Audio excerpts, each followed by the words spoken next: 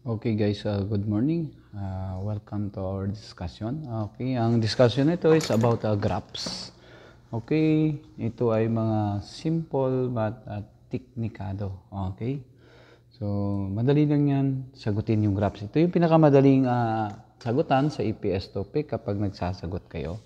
So kapag nagsasagot tayo ng APS topic guys, so during our examination, so meron tayong time. So, ibig sabihin, time pressure yung EPS topic. So, ngayon, kapag na-encounter mo itong graphs na to, ibig sabihin, ito ay bonus question lang dun sa ating exam. Okay, hindi mo kailangan intindihin to. So, bibigyan ko kayo ngayon ng technique. Technique lang, hindi diretso ko kayo sa technique. So, kahit hindi mo basahin at saka intindihin yung mga nakasulat dito, as long as alam mo yung manenggot. So, ano ba yung manenggot? Vocabulary. Manenggot is a correct answer. Nandyan, nakikita nyo dyan sa mouse ko, guys. Yan, manenggot na yan. Correct answer. So, pag nakita mo yan, diretso ka kaagad dito sa choices. So, sa number 1, Ilbon, sabi niya dito.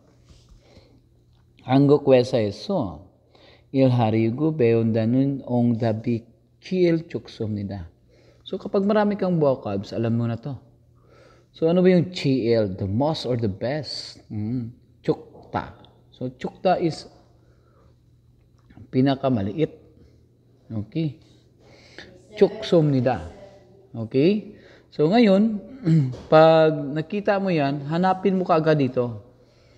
Kapag tumugma yung words na nakikita mo dyan sa graphs na yan, okay, hanapin natin. Try natin hanapin, i-locate natin.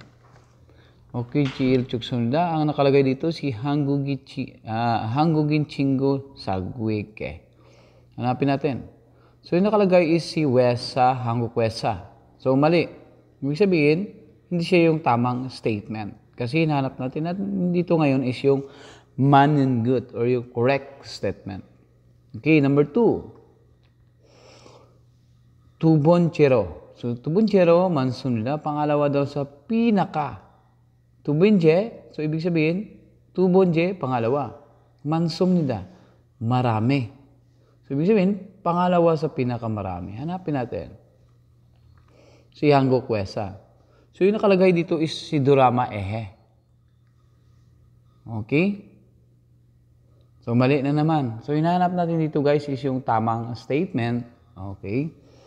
Number 3. Hakyuru tanigiwehe piyunda는 ongdabi chulbane kakapsunida. So, dito naman tayo, diretso naman tayo dito. Chulban. Hap. Pero meron siyang dulo.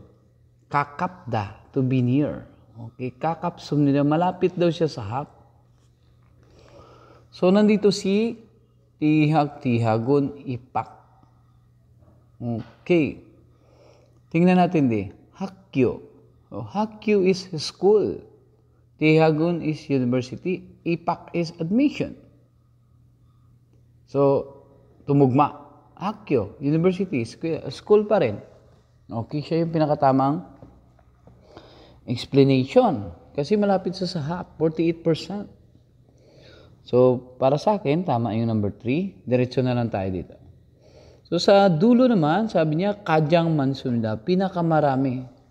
So, tingnan natin, Hangugin Chingo. So, si Hangugin Chingo, siya yung pinakamaliit. So, mali yung statement, mali yung explanation. So, ibig sabihin, yung pinakatamang sagot dito is, yung manenggot na hinahanap natin is nasa number 3. Okay. Tamang sagot guys is number 3.